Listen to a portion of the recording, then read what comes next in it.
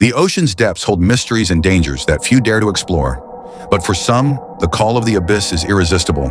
Today we recount 3 real-life deep-sea dives where divers face death and live to tell the tale. Our first dive takes us to the treacherous North Sea. In 1983, Bjorn and Hans were part of a team repairing an underwater pipeline. But disaster struck when their diving bell became detached at a depth of over 300 meters. "The bell's gone adrift. We're losing comms," Bjorn shouted urgently. "Stay calm, Bjorn. Check the emergency procedures," Hans replied, his voice strained. Adrift in the frigid, crushing depths, Bjorn and Hans battled hypothermia and panic. For over an hour, they were lost in the darkness, their air supply dwindling. The support team finally located the bell and brought it back to the surface. Bjorn and Hans were miraculously alive, but the ordeal left them with lasting scars. "I thought that was it, the endless dark," Bjorn said, his voice shaken. "We made it, Bjorn. We're alive," Hans replied weakly. Bjorn said later that his training is what kept him alive. Our next story unfolds in the Gulf of Mexico. Maria, an experienced commercial diver, was inspecting a deep-sea oil pipeline when a sudden underwater landslide trapped her. "I felt the rumble, then the pressure. Rocks and debris were everywhere. My tether was snagged," Maria said, her voice filled with panic. Maria was buried alive, her air supply rapidly diminishing. The surface team launched a frantic rescue operation. For hours, divers worked tirelessly, battling treacherous currents and unstable terrain.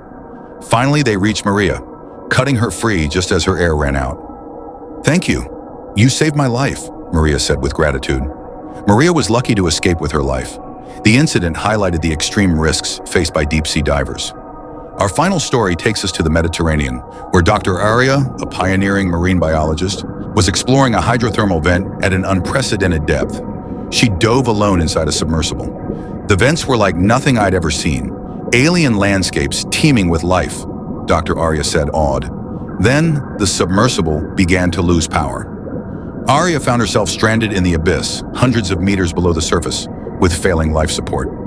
Using her emergency beacon, she alerted the surface crew, but the rescue operation was complex and time-consuming.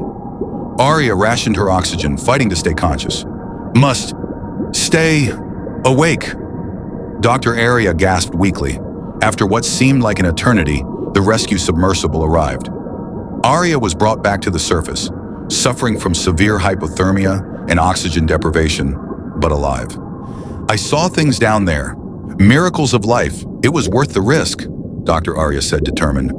These incredible dives remind us of the courage and resilience of those who explore the ocean's depths, facing unimaginable dangers to push the boundaries of human knowledge and endurance. The deep sea is a harsh mistress. For these divers, their training and teamwork helped them survive what should have been a death sentence.